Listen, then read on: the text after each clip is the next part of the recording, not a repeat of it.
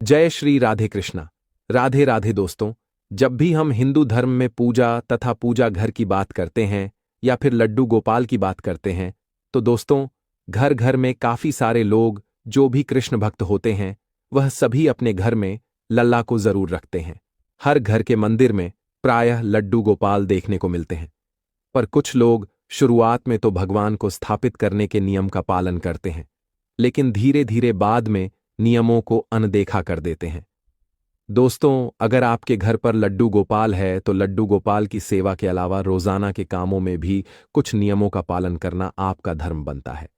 आज मैं आपको बताऊंगा कि किस प्रकार से आप अगर घर में अपने लड्डू गोपाल रखते हैं तो आपको एक छोटी सी भूल नहीं करनी चाहिए, वरना आपकी सारी सेवा बेकार हो जाती है। एकदम सच्ची बात है। उन करोड़ों कृष्ण भक्तों द्वारा जो अक्सर अपने जीवन में लड्डू गोपाल की नटखट शरारतों के प्रत्य अनुभव और दर्शनों का महासौभाग्य पाते हैं।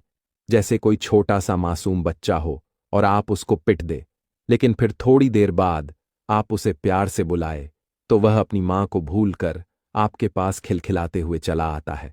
उसी तरह से कोई बड़े से बड़ा पापी भी अगर अच्छा इंसान बनना चाहता है तो वह भी प्रेम से अगर लड्डू गोपाल को बार बार बुलाए तो लड्डू गोपाल ठुमक ठुमक करके हंसते हुए उसके पास पहुंच जाते हैं। हमारे शास्त्रों में लाड़ लड़ाने की बड़ी महिमा बताई गई है। कई लोगों को तो पता ही नहीं होता है कि लाड़ लड़ाना किसको कहा जाता है। लाड़ लड़ाना वह तरीका है जिससे अनंत ब्रह्मांड को जन्म देने वाला, पालने वाला और नष्ट करने वाला परम सत्ता आपके बंधन में बंध जाता है। अब यह आपके ऊपर है कि आप उन्हें किस रिश्ते में बांधना चाहते हैं। आप जिस भी रिश्ते से सबसे ज्यादा प्यार महसूस करते हैं, चाहे वह बेटा हो, भाई हो, भतीजा हो, भांजा हो, कोई भी रिश्ता हो, उसी रिश्ते से बिना किसी संकोच के बाल गोपाल को जोड़ें और फिर कुछ दिनों तक उस रिश्ते को नियम से निभाएं। आप चमत्कार देखिए। कुछ दिन बाद भले ही आप उस रिश्ते को भूल जाएंगे, पर आपके लड्डू गोपाल नहीं भूलेंगे। दोस्तों, आप देखेंगे, आपको महान आश्चर्य होगा कि जब रिश्ता लड्डू गोपाल आपसे निभाते हैं तो दोस्तों, मैं जानता हूं सुनने में थोड़ा सा अजीब लगेगा, और लाड़ लड़ाने में बस यही गहरी मानसिकता होती है कि लड्डू गोपाल से हमारे या आपसे जो भी रिश्ता आपने जोड़ा है, मन ही मन, अंदर ही अंदर आप वो रिश्ता निभाते रहे। और मन में अगर भावना करने में दिक्कत आ रही है तो आप चाहे तो कोई भी मूर्ति या किसी भी तस्वीर का सहारा ले सकते हैं। अगर मन में लड्डू गोपाल को खाना खिलाने में एकाग्रता नहीं हो रही है तो मूर्ति के सामने भोग लगाए, दोनों में कोई अंतर नहीं है। इस प्रेम की सच्ची गाथा मैं आपको एक छोटी सी कहानी के माध्यम से बताता हूं। आपको सुनकर बहुत ही आश्चर्य होगा। एक बार की बात है, दो बूढ़ी औरतें थीं। दोनों ही वृद्ध स्त्रियां थीं, दोनों पड़ोसन थीं और उन दोनों में बहुत ज्यादा दोस्ती थी। उन दोनों का संसार में कोई नहीं था, इसलिए एक दूसरे का हमेशा साथ देती थी, एक दूसरे का हाथ बंटा थी। एक स्त्री उसमें से हिंदू थी और एक जैनी थी जो हिंदू थी। उसने अपने घर में लड्डू गोपाल को विराजमान किया हुआ था और हर दिन बड़े ही प्रेम से लड्डू गोपाल की सेवा करती थी। उनको स्नान कराती, धुले कपड़े पहना, दूध फल आदि भोग अर्पित करती। यह उसका नियम था। वह स्त्री लड्डू गोपाल के भोजन का विशेष ध्यान रखती थी। सर्दी हो, गर्मी हो, बरसात हो, हर समय हर मौसम के हिसाब से लड्डू गोपाल को खाने की चीजें, नए वस्त्र, खिलौने आदि बाहर जाती तो भी लेके आती थी। लड्डू गोपाल के लिए उनके मन में बहुत ज्यादा प्रेम था और हर समय सेवा भाव में लगी रहती। दोस्तों, एक बार हिंदू वृद्धा 1 महीने के लिए तीर्थ यात्रा पर जा रही थी। दूसरी स्त्री को भी उन्होंने चलने के लिए बोला, किंतु वह अधिक वृद्ध थी, इसीलिए उन्होंने मना कर दिया। अब कुछ दिन बाद वह हिंदू वृद्धा तीर्थ यात्रा के लिए निकल गई। उसके जाने के पहले उस पहली वाली हिंदू स्त्री ने उनको लड्डू गोपाल की सारी सेवा समझाई और पूछा कि आप लड्डू गोपाल की सेवा कर लोगे। जैनी स्त्री ने हां बोल दिया और शुरू से वो बहुत उत्साहित थी कि उसको लड्डू गोपाल की सेवा का अवसर प्राप्त किया। उस दिन उसने बड़े प्रेम से लड्डू गोपाल की सेवा की, भोजन कराने से लेकर रात तक के शयन तक सभी कार्य पूर्ण श्रद्धा के साथ किए और जैसे जैसे बताया था जैनी स्त्री ने वैसे वैसे किया और वह अपने घर शयन के लिए चली गई। जब अगले दिन वो लौटी लड्डू गोपाल की सेवा के लिए तो उसने लड्डू गोपाल को स्नान कराने की तैयारी की और जब वह लड्डू गोपाल को स्नान करने लगी तो उसने देखा कि लड्डू गोपाल के पांव पीछे की ओर मुड़े हुए हैं। उसने पहले कभी लड्डू गोपाल के पांव नहीं देखे थे। जब भी देखा था उनको वस्त्रों में देखा था दोस्तों। अब वो यह नहीं जानती थी कि लड्डू गोपाल के पांव हैं ही। ऐसे घुटनों के बल बैठे हुए लड्डू गोपाल के पांव पीछे की ओर देखकर वो डर गई। सोचने लगी, ये मेरे लड्डू गोपाल को क्या हो गया? इनके पांव कैसे मुड़ गए? उसने उस हिंदू वृद्धा से सुन रखा था कि लड्डू गोपाल जीवंत होते हैं। उसने मन में विचार किया कि मैं इन पैरों की मालिश करूंगी, हो सकता है इनके पांव ठीक हो जाए। बस फिर क्या था, भक्ति भाव में डूबकर वो भोली भाली जैन वृद्धा महिला ने लड्डू गोपाल के पैरों की मालिश शुरू कर दी। इसके बाद वह नियम से रोज 5 बार उनके पैर की मालिश करने लगी। और उस भोली भाली वृद्धा की भक्ति देखकर, प्रेम देखकर कि ठाकुर जी का हृदय द्रवित हो उठा। भक्तवत्सल भगवान ने अपनी करुणा, अपना प्रेम उस वृद्धा पर उड़ेल दिया। और एक दिन प्रातः उस वृद्धा ने देखा कि लड्डू गोपाल के पांव ठीक हो गए। वह सीधे खड़े हो गए। यह देखकर वह बहुत खुश हुई और दूसरी स्त्री के आने की प्रतीक्षा करने लगी।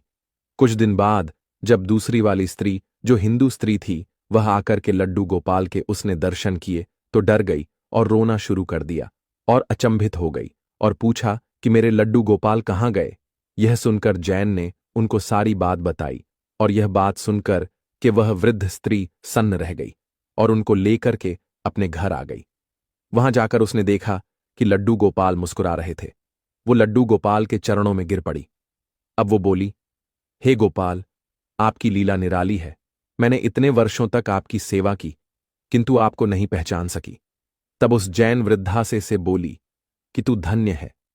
तुझे नहीं मालूम कि हमारे लड्डू गोपाल के पांव तो ऐसे ही हैं, पीछे के, किंतु तेरी भक्ति और प्रेम ने लड्डू गोपाल के पांव भी सीधे कर दिए हैं। उस दिन के बाद उन दोनों स्त्रियों के मध्य प्रेम भाव और अधिक बढ़ गया और मिलकर लड्डू गोपाल की सेवा करने लगी। बात इतनी है कि जब तक दोनों जीवित रहीं, लड्डू गोपाल की सेवा करती रही। दोस्तों, हम कितनी एकाग्रता से मन में लड्डू गोपाल की ध्यान से सेवा करते हैं, वो मैटर करता है। अंदर ही अंदर आपको एक रिश्ता जोड़ करके लड्डू गोपाल से पुत्र की तरह, भाई की तरह, पिता की तरह, जो भी आप रिश्ता जोड़ना चाहे उसकी तरह जोड़ करके मन ही मन, अंदर ही अंदर वह रिश्ता निभाएं। मन में भावना करने की दिक्कत आती है तो आप एक लड्डू गोपाल को लेकर के आई है, उनकी सेवा करिए खेल खेल में। लड्डू गोपाल तब आपके अपने बन जाएंगे, आपको पता भी नहीं चलेगा। आगे बढ़ने से पहले लड्डू गोपाल जी के लिए 1 लाइक तो जरूर ही करें। यदि आपके घर लड्डू गोपाल है तो 1 लाइक तो बनता है दोस्तों। कुछ लोग इन सब को अंधविश्वास, समय की बर्बादी कह सकते हैं, लेकिन दोस्तों यह पता ही नहीं है कि यही बाल गोपाल चैतन्य महाप्रभु की गुरु माता के यहां पानी भरना, झाड़ू लगाना, खाना बनाना और बर्तन मांजने तक का काम करते थे। यही बाल गोपाल बूढ़े वल्लभाचार्य जी को रोज सुबह हाथ पकड़कर बाथरूम कराने के लिए खेतों में लेकर जाते थे। और मैं और क्या कहूं, बाल गोपाल की बातें कभी किसी गरीब भक्त की लड़की की शादी के लिए चुपके से रुपए घर में रखे गए। नरसिंह की कथा आपने सुनी होगी, और कभी किसी भक्त को दुश्मनों के जानलेवा हमलों से बचाया। दोस्तों, इसी बाल गोपाल ने कितनों को फर्जी मुकदमों से बचाया तो कितनों की सालों पुरानी बीमारियों के दर्द को सेकंड में लेकर खत्म कर दिया। यही बाल गोपाल है जो एक्सीडेंट में अपाहिज होने वाली दुर्घटना को मामूली फिसलने वाली घटना में बदल देते हैं। यह वही बाल गोपाल है जो भविष्य में होने वाले कैंसर को मामूली बीमारी में बदलकर खत्म कर देते हैं। यह ऐसा पक्का रिश्ता निभाते हैं कि 24 घंटे आपके साथ ही रहते हैं और एक बार आप इनसे रिश्ता जोड़ लेते हैं तो ये आपको छोड़कर कहीं नहीं जाते। तो फिर दोस्तों, जब 24 घंटे का ये अति प्यारा, अति सुंदर, अति मनमोहक हमें बॉडीगार्ड हमारे साथ मिलता है, आपको मैं बता दोस्तों, इस दुनिया की हर स्त्री लड्डू गोपाल की मां और हर आदमी पिता बनने के महासौभाग्य को निश्चित पा सकता है। और अगर घर के मंदिर में आप लड्डू गोपाल को विराजमान करते हैं तो आपको इन बातों का ध्यान रखना चाहिए। एक फैमिली मेंबर की तरह उनका आपको ध्यान रखना चाहिए। रोजाना के कामों में नियमों का पालन करना चाहिए। सबसे पहले मन में यह बात बिठाना बहुत जरूरी है कि जिस भी घर में लड्डू गोपाल जी का प्रवेश हो जाता है वो घर लड्डू गोपाल जी का हो जाता है, इसलिए मेरा घर है। इस भाव का मन में समाप्ति करें और लड्डू गोपाल जी का घर है। इस भाव को अपने मन में सबसे पहले आपको घर करना चाहिए। दोस्तों, दूसरी बात यह है कि लड्डू गोपाल जी अब आपके परिवार के सदस्य हैं। सच तो यह है कि यह परिवार अब लड्डू गोपाल जी का है। इसलिए लड्डू गोपाल जी को परिवार के एक सम्मानित सदस्य का स्थान प्रदान करें और कोई ना कोई नाता, जैसे मैंने बोला, भाई पुत्र, मित्र गुरु, कोई भी हो, कोई भी नाता हो, बेटा आप जो बनाना चाहिए उनको बनाइए और उसी प्रेम और निष्ठा से उस नाते को निभाएं। अपने लड्डू गोपाल जी को एक प्यारा सा नाम जरूर दे। कोई लल्ला कहता है, कोई कान्हा कहता है, कोई लल्ला कहता है। जो इच्छा वो नाम आप दें, वो जरूर परिवार के सदस्य की। जैसे आप आवश्यकताएं पूरी करते हैं, उसी तरह से एक लड्डू गोपाल जी का आपको हर समय उनकी आवश्यकताओं का ध्यान रखना चाहिए। कोई विशेष तामझाम नहीं करना है। आपको प्रेम और भाव के भूखे हैं। इसीलिए जितना प्रेम हो आपके अंदर, जितना भाव आप अर्पित कर सकते हैं, बस वो उतना आपके हो जाते हैं। किसी भी घर में प्रवेश के साथ ही लड्डू गोपाल जी की प्राण प्रतिष्ठा हो जाती है। कोई अलग से प्राण प्रतिष्ठा की उनकी जरूरत नहीं होती। इसलिए उनको मात्र प्रतिमा ना समझ करके घर के एक सदस्य के रूप में उनके साथ व्यवहार करना चाहिए। उन्हें एक सुंदर सा आसन देना चाहिए। उनकी स्थापना आपको सुंदर से आसन पर करनी चाहिए। आसन लाल, पीले या केसरिया रंग का हो, बेल बूटों से, रत्नों से सजा हुआ हो। यह उनको बहुत ही प्रिय होता है। दोस्तों, इसके बाद भगवान के चरण धोए। भगवान के चरणों को धोते हैं, उसको पाक कहते हैं, और इसमें शुद्ध पानी भरकर फूलों की पंखुड़ियां उसमें आपको डालनी चाहिए। रोज उनको स्नान कराना चाहिए, जैसे हम रोज स्नान करते हैं। रोज उनको स्नान कराएं। प्रतिदिन सुबह सुबह प्रेम पूर्वक उनको जगाना चाहिए। जागो मोहन प्यारे, प्यार से एक भजन गाए, गीत गाएं जो आपको आता है। सिर्फ बोले लाला उठ जाओ लाला। इस प्रकार से हाथ जोड़ करके लाला के आगे आप हाथों को फैला करके उनको जगाए। आप देखेंगे आपका दिन कितना खूबसूरत होने वाला है। दोस्तों, जब आपको स्नान कराएंगे, इसको हम स्नाय कहते हैं, और उनको स्नान कराने के लिए प्रयोग में आने वाले जो द्रव्य होते हैं, पानी, दूध, इत्र और सुगंधित पदार्थ, इनको स्नाय कहते हैं। स्नान कराने के समय आपको यह बात ध्यान रखनी चाहिए कि जिस तरह घर का कोई भी सदस्य सर्दी में गर्म पानी और गर्मी में ठंडे पानी से स्नान करता है, उसी प्रकार से लड्डू गोपाल जी के स्नान के लिए मौसम के अनुसार पानी का चयन करना चाहिए। स्नान के बाद प्रतिदिन धुले हुए स्वच्छ वस्त्र पहनाए, और ठीक उसी तरह से आपको ड्रेसअप भी करना है, जैसे ठंड में ऊनी वस्त्र पहनाते हैं, गर्मियों में आप सूती वस्त्र पहनाते हैं, इसी प्रकार के वस्त्र उनको पहनाने चाहिए। दोस्तों, सर्दी गर्मी से बचाव का प्रबंध करना चाहिए। गर्मी के लिए आप उनको कूलर लगा सकते हैं, हाथ के पंखे रखें और मौसम के अनुसार वस्त्र पहनाएं। उनसे बातें करते रहे। जब आप उनका श्रृंगार कर रहे हैं तो लड्डू गोपाल से प्रेम पूर्वक बातें करें, उनके साथ खेले। जिस प्रकार घर के बाकी सदस्यों को आप भोजन कराते हैं, उसी प्रकार से उनको भोजन कराए। पहले लड्डू गोपाल को भोजन कराएं, बाद में स्वयं भोजन करें। वह भोजन भी अमृत से 1000 गुना बढ़कर होता है। अगर आप बीमार नहीं हैं तो आपको ऐसा ही करना चाहिए। बाकी जो डायबिटिक पेशेंट है, किसी भी प्रकार की बीमारी से ग्रसित है, आप नहीं भूखे रह सकते हैं। इस तरह की समस्या है तो भाई आप मां हैं, आप लड्डू गोपाल से पहले भी खा सकती हैं। आचमन आपको जरूर राजमणि है, जिसको कहते हैं, वो आपको लड्डू गोपाल जी के पास हमेशा रखना चाहिए। आचमन क्या होता है? शुद्धिकरण के लिए प्रयोग में आने वाला जल होता है, और इसमें सुगंधित द्रव्य आप थोड़ा सा फूल डालें या फिर आप इत्र की एक बूंद डाल दें। यह आपको डाल करके हमेशा लड्डू गोपाल जी के सामने जरूर रखना चाहिए। दोस्तों, इसके बाद आपको भोजन देना है। जैसे हमें भूख लगती है, आपको भूख लगती है, उसी तरीके से लड्डू गोपाल जी को भी भूख लगती है। उनके भोजन का ध्यान रखें। भोजन के अलावा सुबह का नाश्ता, शाम की चाय नाश्ते आदि का भी आपको ध्यान रखना चाहिए। हो सके तो रोज माखन मिश्री का भोग लगाएं। घर में कोई भी खाने की चीज या तामसी चीज ना हो। लड्डू गोपाल जी का हिस्सा उसमें जरूर होना चाहिए। दोस्तों, शहद, घी, दही, दूध और शक्कर को मिलाकर जो पंचामृत हम तैयार करते हैं, उसे शुद्ध बर्तन में भगवान को भोग लगाना चाहिए। रोज करने की जरूरत नहीं है, पर बीच बीच में कम से कम पूर्णिमा के दिन आप यह काम करें, एकादशी के दिन यह काम करें। यह बहुत ही लाभदायक होता है। जो भी आप बनाते हैं भगवान के लिए भोग अगर अलग से बनाते हैं, जैसे कि जन्माष्टमी वगैरह पर बनाते हैं, तो भोग में मिश्री ताजी मिठाइयां, ताजे फल, लड्डू, खीर, तुलसी के पत्ते। ये तुलसी के पत्ते भगवान के भोग में जरूर शामिल करने चाहिए। इसके बाद होता है अनुलेखन पूजा में।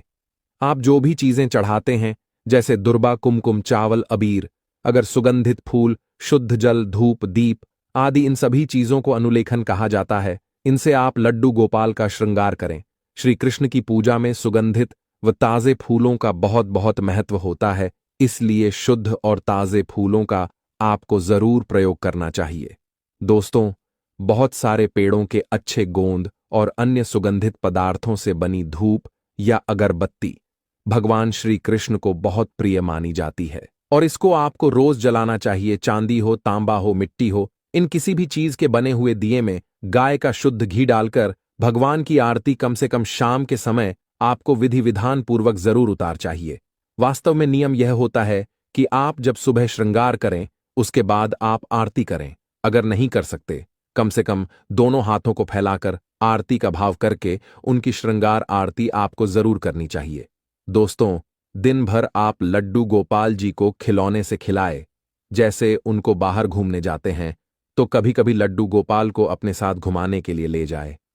समय समय पर आपको लड्डू गोपाल जी को बाहर घुमाने जरूर ले जाना चाहिए। और जैसे सभी महिलाएं किटी पार्टी आदि करती हैं, इनको भी एक मीटिंग लड्डू गोपाल से जरूर करानी चाहिए। हर दिन रात में दिन भर लड्डू गोपाल थक जाते हैं, तो इनको सुलाना जरूर चाहिए। लड्डू गोपाल जी को शयन जरूर कराना चाहिए। खाट ले ले उस परे, मुलायम सा तकिया, गद्दी, चादर या रजाई, जो भी मौसम के अनुसार जरूरत हो, सभी की ठीक से व्यवस्था करनी चाहिए। जिस प्रकार आप एक छोटे बालक को प्रेम से सुलाते हैं, उसी प्रकार से उनको भी सुलाना चाहिए। उनको थपथपाकर उनको लोरी सुनाए दोस्तों। और हर जन्माष्टमी पर लड्डू गोपाल जी की पूजा धूमधाम से होती है, उनका बर्थडे होता है। लेकिन आप जिस दिन उनको घर लेकर के आए हैं, अगर वह डेट आपने लिखी हुई है या वह डेट आपको पता है कि जिस दिन लड्डू गोपाल जी ने आपके घर में प्रवेश किया था, तो उस स्थिति को लड्डू गोपाल जी के जन्मदिन के रूप में मनाकर, जैसे बच्चे का जन्मदिन मनाते हैं, हर साल उस तिथि को उनका जन्मदिन जरूर जरूर मनाएं। और दोस्तों, बच्चों को घर पर बुलाएं, लड्डू गोपाल जी के साथ जन्मदिन मना, यह झूला झूले, बच्चों को खिलौने बांटे, और भी जो भी आप करना चाहते हैं वो करें, जो भी आप अपने बच्चों के लिए अपनी श्रद्धा अनुसार करते। यदि इन बातों का ध्यान दिया जाए, तो आप देखेंगे लड्डू गोपाल जी बहुत जल्दी आपके घर में आपके सदस्य की तरह हो जाते हैं और आपके, जैसे मैंने बताया, कि बॉडीगार्ड बन जाते हैं। आपके ऊपर कोई विपदा, कोई मुसीबत आपको छू भी नहीं सकते। दोस्तों, ध्यान रखें, उनके पास हमेशा उनकी बांसुरी जरूर रखनी चाहिए। उनके पास हो सके तो मोर का पंख, उनको जो पाग पहनते हैं, यानी उनको जो मुकुट चढ़ाते हैं, उसमें आपको मोर का पंख जरूर लगाना चाहिए। श्रीमद् भगवद गीता एक उनके पास हमेशा रख के रखनी चाहिए, उसकी पूजा करनी चाहिए। और इस बात का ध्यान रखें कि जिस कमरे में लड्डू गोपाल विराजमान हो, जहां उनका मंदिर हो, वह कमरा कभी भी बंद नहीं किया जाता। इसीलिए उस कमरे को, या जो भी है, उनका जो मंदिर है, उसको कभी भी आपको बंद नहीं करना चाहिए। दोस्तों, अगर आप किसी काम से बाहर जा रहे हैं, तो आपको घबराना नहीं है कि लड्डू गोपाल घर पर बैठे हैं, तो उनको किसी भी चीज में थोड़ा भोग पीछे से खाने के लिए रख करके जाए और अपने घर की चाबी आप बाल गोपाल को सौंप कर जाए। घर की जिम्मेदारी बाल गोपाल को सौंप कर जाए। बाल गोपाल को रखने वालों को थोड़ा सा परहेज रखना चाहिए, तामसिक चीजों का त्याग करना चाहिए और रोजाना उनका स्नान, श्रृंगार, पूजा अर्चना, भोग, आरती, शयन, ये सभी चीजें जैसे हम अपने बच्चों के लिए करते हैं, वैसे जरूर करनी चाहिए। शुरू में भक्त को भावना रखनी पड़ती है, लेकिन कुछ दिन बाद जब सही में आपको लड्डू गोपाल का एहसास होने लगेगा, फिर उसके कुछ दिन बाद आपको सपने में लड्डू गोपाल के दर्शन होने लगते हैं। और फिर कुछ दिन बाद ऐसा महसूस होता है कि लड्डू गोपाल ने अपने छोटे छोटे मुलायम हाथों से आपको छुआ हो। और उसके कुछ दिन बाद लड्डू गोपाल की विशेष कृपा हुई तो उनके अति दुर्लभ दर्शन भी होते हैं।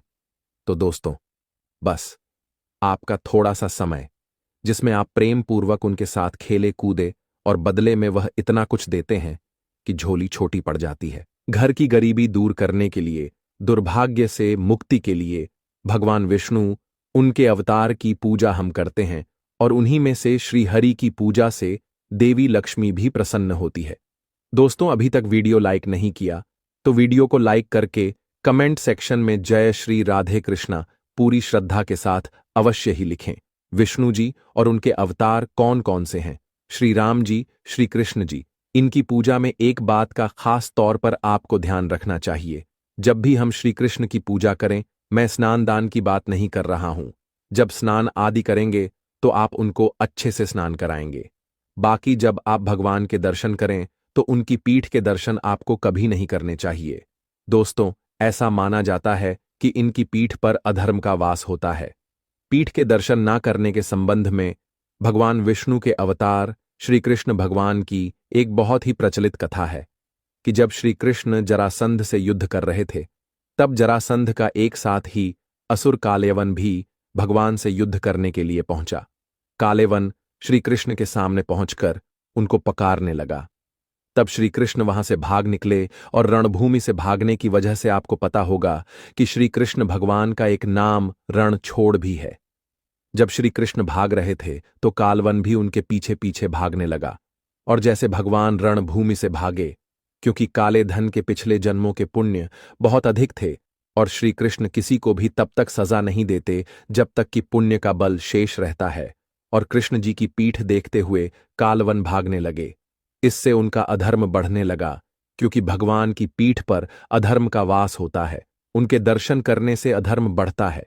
जब काला यवन के पुण्य का प्रभाव खत्म हो गया, तब श्री कृष्ण एक गुफा में चले गए। दोस्तों, गुफा में जहां मुचुक नाम का एक राजा निद्रासन में था। मुचकुंद को देवराज इंद्र का वरदान था कि जो भी व्यक्ति राजा को नींद से जगाए, राजा की नजर पड़ते ही वह भस्म हो जाएगा। कालयवन ने मुच्छुक को कृष्ण जी समझकर उठा लिया और राजा की नजर उस राक्षस पर जैसे ही पड़ी तो ही राक्षस वहीं भस्म हो गया। इसलिए भगवान श्री हरि की पीठ के दर्शन निषेध है, क्योंकि इससे हमारे पुण्य कर्म का प्रभाव कम होता है और अधर्म बढ़ता है। हमेशा विष्णु भगवान के मुख की ओर से ही उनका दर्शन करना चाहिए। दोस्तों, श्री हरि की पीठ के दर्शन करने से अधर्म आ जाता है और इस पाप से मुक्ति के लिए कठिन चंद्रायण व्रत करना पड़ा है। इस व्रत के कई नियम बताए जाते हैं। जैसे जैसे चंद्र घटता है, ठीक उसी प्रकार से खान पान में कटौती करनी पड़ती है। अमावस्या के दिन निराहार रहना पड़ता है। अमावस्या के बाद जैसे जैसे चांद बढ़ेगा, उसी तरह से खान पान में बढ़ोतरी की जाती है और पूर्णिमा के बाद यह व्रत पूर्ण होता है। ऐसा करने पर भक्त की आराधना से श्री हरि प्रसन्न होते हैं और सभी मनोकामनाएं को पूर्ण करते हैं। कई लोग उनकी पीठ गलती से देख लेते हैं और उनका जीवन परेशानी में चला जाता है।